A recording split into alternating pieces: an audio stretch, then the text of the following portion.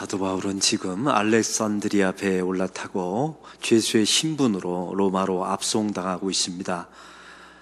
로마 황제에게 재판을 받고자 로마로 향하던 길이었죠. 이 배에는 군인들과 상인, 선주, 선원, 그리고 관광객들이 함께 타고 있었습니다. 276명의 선원들이 타고 있는데 이 배는 인생의 축소판과 너무나 유사합니다. 각자의 꿈과 비전을 가지고 모두 자기의 인생의 배에 타는 그림을 우리에게 보여주고 있습니다. 이 사도 바울이 항해를 하던 도중 미양이라고 하는 항구에 도착했을 때 그 계절적으로 금식이 끝나는 절기이면서 이제 겨울이 찾아오는 절기가 된 겁니다. 이때 사도 바울은 그 배 선상에 서서 그 많은 276명에게 내가 이곳을 13번이나 왕래했지만 이때가 되면 거대한 광풍이 불어서 우리 모두 다 죽게 된다. 그러므로 여기를 떠나지 말고 미양에서 겨울을 보내고 떠나자라고 제안을 하게 됩니다. 이때 이 알렉산드리아 배의 통치권을 가지고 있었던 율리오라고 하는 장수는 이 사도 바울의 말을 듣지 않습니다. 왜 듣지 않았습니까? 3가지 이유 때문이었습니다. 첫 번째는 경제적인 논리 때문에 그렇습니다. 이 미양에 머물다 보면 돈이 많이 들기 때문이죠. 두 번째는 여론몰이 때문에 그렇습니다. 그 배에 타고 있는 수많은 사람들이 사도 바울의 말을 듣지 말고 우리가 그냥 가자라고 여론몰이를 합니다. 그리고 세 번째는 쾌락의 논리였습니다. 미양이라고 하는 곳은 사람들이 쾌락을 즐기기에 적합한 도시가 아니었습니다. 그래서 베니스라고 하는 좀 더 큰 항구에 가서 우리가 겨울을 보내고 즐기자라는 의미로 떠나가게 된 겁니다. 사랑하는 성도 여러분, 우리 인생과 너무 비슷하지 않습니까? 자기의 꿈과 비전을 가지고 인생의 배에 올라탔습니다. 그런데 어느덧 인생의 겨울이 찾아오는 겁니다. 자기가 나이 들어서 인생의 노년이 점점 찾아오게 되죠. 그때 예수님과 수많은 선지자와 목사들을 통해서 이런 말씀이 선포됩니다. 여러분이 지금까지 가지고 왔던 비전과 꿈을 바꾸십시오. 여기서 멈추셔야 합니다. 라는 설교를 그렇게 많이 들었는데 저와 여러분은 왜 멈추지 못했습니까? 우리 안에 이런 경제 논리, 여론몰이, 쾌락의 논리 때문에 이런 죄성 때문에 자기 인생의 항해를 계속 중단 없이 진행하게 된 것입니다. 결국 어떤 일이 벌어졌습니까? 처음에는 순항처럼 순풍이 불어서 잘 진행됐지만 바로 사도 바울이 말했던 유라굴라 광풍을 만나게 됩니다. 이제는 자기 자신들이 노조 같지만 이제는 떠밀려 가게 된 겁니다. 그리고 두려움에 쌓이게 되죠. 심지어 자기들이 가지고 있었던 모든 짐을 다 배 밖으로 버립니다. 자기의 꿈과 소망과 비전을 담았던 모든 물건들을 다 바다에 버리게 됩니다. 그 유라굴라 광풍은 인생의 겨울 끝자락에 찾아오는 죽음을 상징하는 그림이거든요. 이 배에 탔던 276명은 결국 또한 자기의 기구 또한 버리게 됩니다. 살아왔던 방식, 지금까지 살아왔던 처세술, 인간관계, 그 무엇 하나 이 문제를 해결해 줄 수가 없었던 겁니다. 그래서 기구조차 다 버리고 인간적인 소망을 다 버리게 됩니다. 바로 이때 사도 바울이 그 배에 우뚝 서서 이렇게 말합니다. 안심하라. 너희들은 나 때문에 살 것이다 라고 말합니다. 왜냐하면 우리 주님께서 사도 바울에게 반드시 너는 로마로 가서 복음을 전하게 될 것이라는 약속을 주셨지 않습니까? 이 사도 바울이 말한 이 뒷면에는 당신들은 나를 보내신 예수 때문에 살 것이다 라고 말하고 싶었던 겁니다. 그 14일이 지났을 때 유라굴라 광풍송에서 사도 바울은 그들에게 성찬식을 베풉니다. 떡과 포도주를 그들에게 나눠주죠. 이 의미는 바로 예수님의 십자가와 부활을 통해서 우리가 구원받을 수 있다는, 오직 예수만이 당신들을 구원해주는 주체임을 말하는 신앙 고백이었던 겁니다. 사랑하는 성도 여러분, 우리는 이렇게 구원받는 존재라는 사실을 잊지 말라는 것입니다. 이게 성경이 말하는 첫 번째 그림이에요. 오늘 성경의 두 번째 그림이 전개됩니다. 오늘 말씀은 1절에 이렇게 시작합니다. 1절의 말씀을 읽겠습니다. 우리가 구조된 후에 안즉 그 섬은 멜리데라 하더라. 미양을 출발한 지 벌써 14일이 지났습니다. 유라굴라 광풍을 만나서 이 배는 이리저리 떠밀리게 되죠. 그런데 24일이 지났을 때 어느 모래톱에 이 배가 딱 걸리게 됩니다. 그 배에 탔던 276명은 다 배를 버리고 모두 다 이제 헤엄치게 됩니다. 이 헤엄치게 됐을 때 276명, 단 한 명도 죽지 않고, 사도 바울의 그 예언처럼 단 한 명도 죽지 않고 그들이 상륙한 섬이 멜리데 섬이었습니다. 이 사도 바울이 여기서 떠나지 말고 여기서 머물자라고 말했던 미양에서부터 이 멜리데 섬까지는 약 800km 정도의 거리입니다. 여러분 한번 상상해 보세요. 부산에서 서울까지 2배 정도 되는 거리를 광풍을 만나서 이리저리 떠밀려 다닌 겁니다. 그런데 놀라운 사실은 그 떠밀려 다니는 과정 속에서 하나님께서 276명을 아주 정확하게 한치의 오차도 없이 멜리데 섬으로 하나님께서 밀어붙이신 겁니다. 여러분 이게 얼마나 놀라운 일인지 제가 이제 공학을 전공하니까 저는 이런 데 관심이 많아요. 제가 공대를 나왔기 때문에 수학을 좋아했지 않습니까? 그래서 이걸 어떻게 설명할까 하다 제가 이렇게 비유를 해보고 싶습니다. 멜리데라고 하는 섬은 지금도 있는데 몰타 섬입니다. 여러분 몰타 공화국을 아십니까? 그 몰타 공화국이 오늘 성경에 나와 있는 이 지중해 한복판에 있는 섬 멜리데 섬입니다. 이 멜리데 섬은 미양서부터 멜리데 섬까지는 어떤 섬도 존재하지 않습니다. 이 멜리데 섬의 크기는 길이가 27km, 폭이 14.5km 정도 되는 강화도보다 조금 더 큰 크기의 섬입니다. 이 멜리데 섬에는 페니키아인들이 살고 있었죠. 지금 바울이 탄 배가 유라굴라 광풍을 만나서 지중해에서 800km를 헤매고 있습니다. 여러분 지중해라고 하는 바다를 가보신 적이 있나요? 이 배는, 이 지중해라는 바다는 한반도 남한의 30배 정도 되는 크기의 바다입니다. 엄청나게 큰 바다이죠. 그런데 오늘 성경에 나와 있는 이 멜리데 섬, 강화도보다 약간 큰 멜리데 섬을 지중해 전체 크기로 비유한다면 0.01% 크기밖에 안 돼요. 이제 상상이 되시죠? 근데 놀라운 사실은 그 800km 미양서부터 멜리데 섬까지 도중에 어떤 섬도 없는데 그 광풍을 만나서 이리저리 떠돌아다니다가 놀라운 사실은 로마로 가는 그 중간 기착지였던 멜리데 섬에 하나님께서 정확하게 사도 바울과 276명을 상륙해 하십니다. 이것은 세상의 확률로 보면 남한의 30배 되는 그런 크기의 바다에서 0.01% 크기의 멜리데 섬에 단 한 명도 죽지 않고 상륙할 확률은 거의 제로에 가깝습니다. 이걸 우리 하나님이 해내신 겁니다. 할렐루야.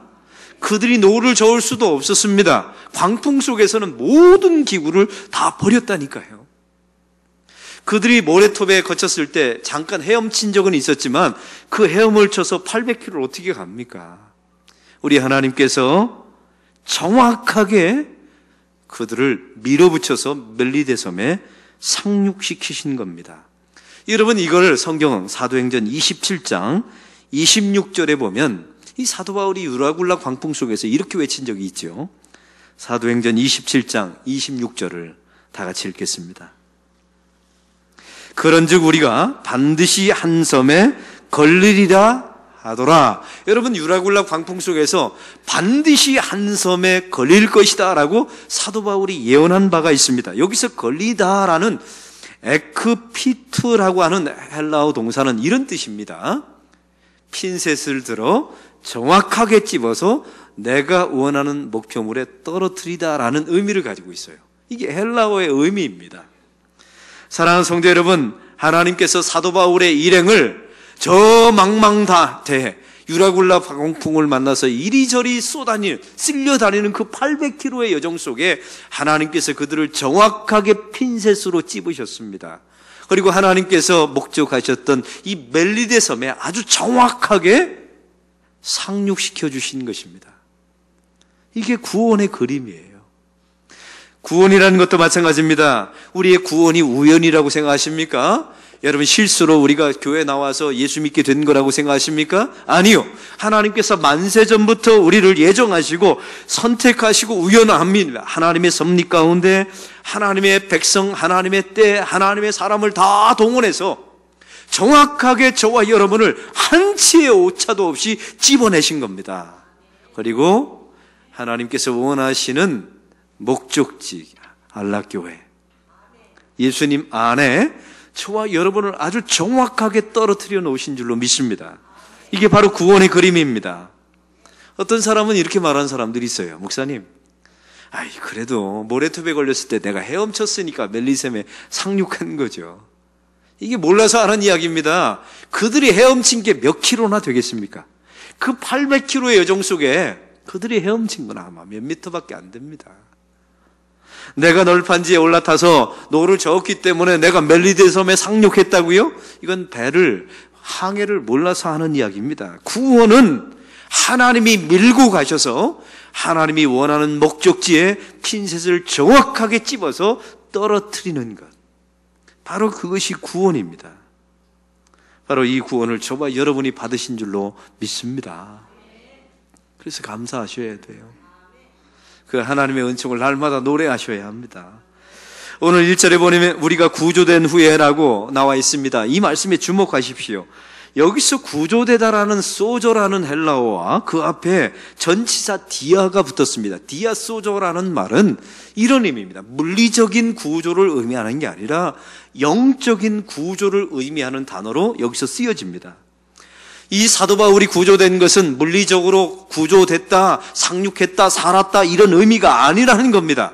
하나님의 철저한 섭리 가운데 영적으로 구원받았다라는 상징을 보여주는 그림이었던 거예요.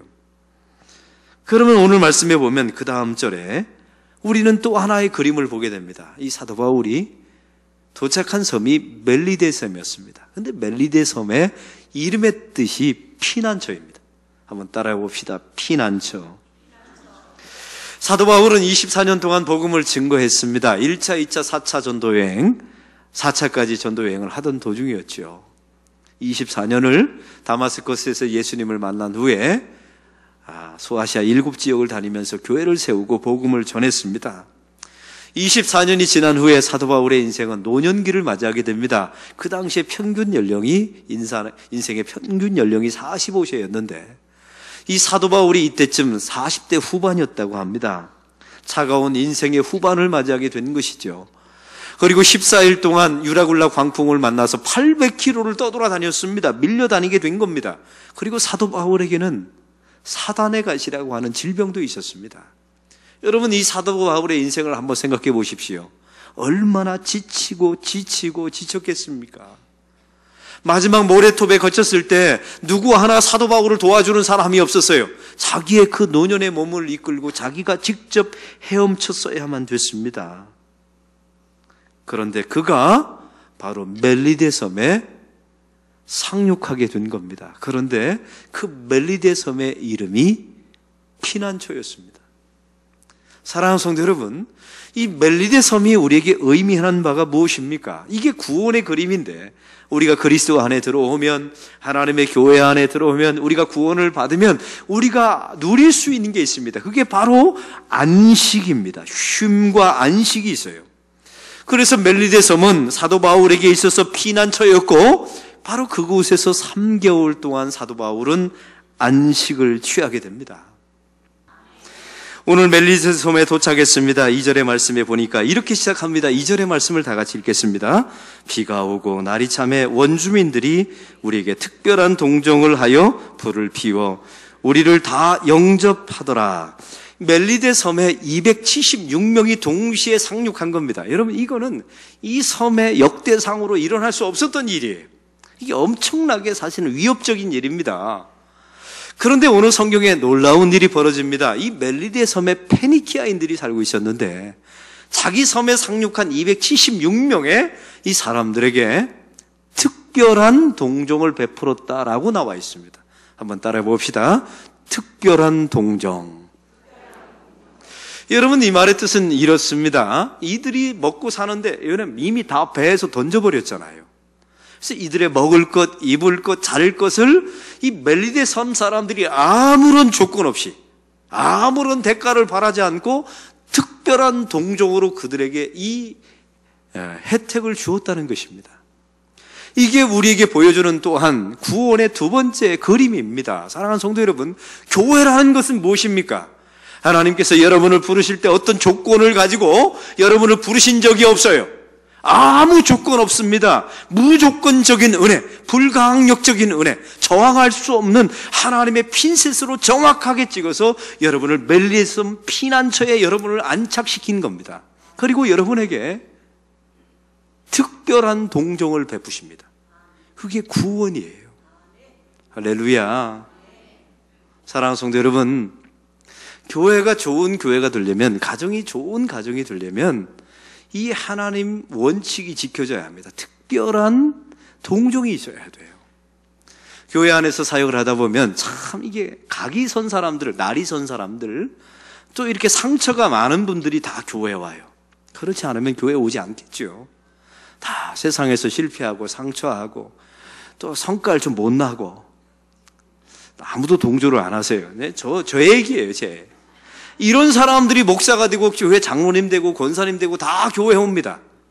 그런데 이게 이제 부딪히는 거예요. 그러면 우리 마음속에 항상 이런 원망이 있죠. 어떻게 목사가 돼가지고 저럴 수밖에 없나, 이렇게 생각하시면 거기는 지옥이 되는 거예요. 이 하나님 나라 구원과 예수님 안에 있는 사람들에게 놀라운 특징이 하나 있는데, 그것은 바로 특별한 동정이 있어야 돼요. 아, 저럴 수밖에 없구나, 참 불쌍하다, 이런 마음을 가져야 교회가 회복됩니다. 할렐루야. 왜냐하면 하나님께서 우리를 그렇게 특별한 은총으로 우리를 구원해 주셨기 때문에 그래요. 가정도 마찬가지입니다. 이렇게 불쌍한 특별한 동정이 있어야 합니다. 할렐루야. 그래야 우리 가정과 교회를 하나님께서 회복시켜 주실 줄로 믿습니다. 오늘 말씀의 그 다음 그림을 보겠습니다. 이제 사도 바울이 이제 불을 피우는데 나무 묶음을 갖다가 불에다가 던진 겁니다. 원주민들이 불을 피워놓으니까. 근데 그 나무 묶음 속에 독사가 들어있었나 봅니다. 이 독사가 나무 묶음 속에서 위장하고 있다가 불 속에 집어넣으니까 풀쩍 튀어오르면서 사도 바울의 손을 물어버린 겁니다. 여러분, 이게 아무런 이렇게 상상 없이 이 그림을 보시면 안 돼요. 이것은 우리에게 주는 몇 가지 의미가 있습니다. 여러분, 이 당시에 페니키아인들, 이 멜리데 섬 사람들에게는 다음과 같은 토속신앙이 있었답니다. 이것 때문에 이 일이 벌어진 거예요. 사람들이 살다가 살인을 하지 않습니까? 그런데 그 살인자가 이렇게 살다가 보면 신이 그 살인자를 징벌하시는 방법이 있는데 독사가 나와서 살인자를 문다는 거예요. 그래서 신의 진노가 그 사람에게 안갚음해준다는 토속신앙이 멜리데 섬에 내려오고 있었던 거예요. 이 사람들이 보니까 사도 바울이라고 하는 사람이 손에 독사가 매달려 있거든요. 사람들이 웅성웅성 되는 겁니다. 저 사람이 풍랑 속에서는 살아 돌아왔지만 분명히 살인자가 맞다 하면서 지켜보았다는 거예요. 이게 이 사람들의 토속신앙이니까요. 근데 보니까 사도 바울이 그걸 어떤 거리낌도 없이 털어서 불 속에 독사를 집어넣고 보니까 아무 문제도 없는 거예요. 이때 사람들은 갑자기 살인자다라고 말했던 사람들이 이제는 뭐라고 말했다고요? 이제는 신인가 보다, 이렇게 생각이 바뀌었다는 거예요. 이 소식을 들은 성경에 나와 있는 오늘 멜리데 섬의 추장인 보블리오가 있습니다. 이 소식을 듣고 자기 집에 사도 바울을 초청하게 됩니다. 사흘 동안 머물면서 이제 자기 아버지가 이질병과 열병에 걸렸는데 고쳐달라고 요청을 하게 된 거예요. 사도 바울이 성경의 기도와 안수를 통해서 이 버블리오 추장의 아버지의 질병을 고쳐주게 됩니다. 그 다음에 오늘 성경의 9절에 다음과 같은 일이 벌어집니다. 9절을 다 같이 읽겠습니다. 이러므로 섬 가운데 다른 병든 사람들이 와서 고침을 받고, 이 소식이 섬 전체에 퍼지게 된 거예요. 그래서 모든 아픈 사람들이 와서 사도 바울에게 고침을 받았다는 것입니다. 여기서 고침을 받았다라는 헬라어 타라피오라는 말은 단순히 육체적인 질병을 치유했다는 말이 아닙니다. 이게 원문에 보니까 영적으로 회복했다라는 뜻입니다. 한번 따라해 봅시다. 영적으로 회복했다. 여러분, 성경에 보면 예수님께서 수많은 기적을 일으키시죠. 기적을 일으켰던 두 가지 목적이 있습니다. 첫 번째는 복음 전파할 때, 두 번째는 영혼 구원할 때. 이 두 가지 경우 외에는 예수님은 질병을 고치신 적이 없어요. 다시 말하면 이 멜리데 섬 안에서 사도 바울이 왜 이런 기적을 일으켰을까요? 복음 전파와 영혼 구원을 위해서 이 사역을 일으킨 겁니다. 사랑하는 성도 여러분, 이 그림을 전체를 보시기 바랍니다. 미양을 떠나서 풍랑을 만나 멜리데 섬까지 오는데 800km를 떠돌아다녔습니다. 이제 상륙했는데 그 섬의 이름이 피난처인 겁니다. 안식을 얻었습니다. 쉼을 얻었죠. 특별한 동정을 받았습니다. 처음에 살인자라는 누명도 썼습니다. 그런데 나중에 보니까 저 사람은 신일 것이다 라는 그런 다시 명예가 회복됩니다. 그리고 영적인 치유와 회복이 이 섬 안에 일어났습니다. 어디서 본 그림 같습니까? 이게 구약에 나와 있는 도피성입니다. 여러분, 구약에 보면 하나님께서 이스라엘 백성들에게 가나안 땅에 6개의 도피성을 허락하셨어요. 그 6개 도피성은 그 당시에 살인자들이 사람을 부지불식간에 살인한 경우가 있었습니다. 그러면 그 당시에 법이 하나 있었는데 저 사람이 내 아버지를 죽였으면 내가 저 사람을 죽여도 이건 범죄가 안 되는 겁니다. 다시 말하면 살인자는 반드시 살해당하게 돼 있어요. 근데 이 살인자가 사는 방법이 딱 한 가지 있었습니다. 그것은 바로 도피성에 들어가는 겁니다. 도피성에 들어가면 안식이 있습니다. 그리고 어떤 사람도 따라 들어올 수 없어요. 근데 여기서 중요한 게 있어요. 이 멜리데 섬이 피난처의 이름을 가지고 있었다는 사실입니다. 이 도피성에 들어간 이 살인자가 살아나올 수 있는, 그 도피성에서 나올 수 있는 두 가지 방법이 있었습니다. 첫째는 자기 자신이 죽어야만 나옵니다. 다시 말하면 죽지 않으면 나올 수 없는 곳이 도피성이에요. 두 번째, 살아서 나오는 방법이 있어요.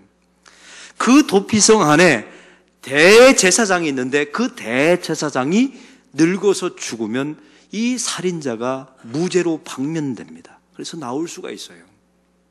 사랑하는 성도 여러분, 우리에게 보여준 멜리데 섬은 바로 그런 구원을 상징하는 그림입니다. 멜리데 섬은 하나님이 우리에게 베풀어 주신 구원, 예수 그리스도, 우리의 대제사장이신 예수 그리스도가 십자가에서 죽으신 후에 우리는 영적인 살인자인데 우리는 거기서 무죄 방면되고 이 땅에 다시 나온 사람들입니다. 할렐루야. 이 구원의 그림을 보여주는 겁니다.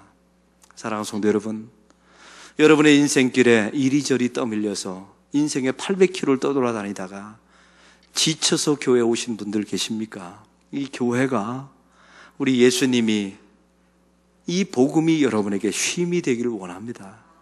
여러분에게 치유가 일어날 줄로 믿습니다. 회복이 될 것입니다. 아주 특별한 동정이 여러분의 삶 가운데 주님을 통하여 주어질 줄로 믿습니다.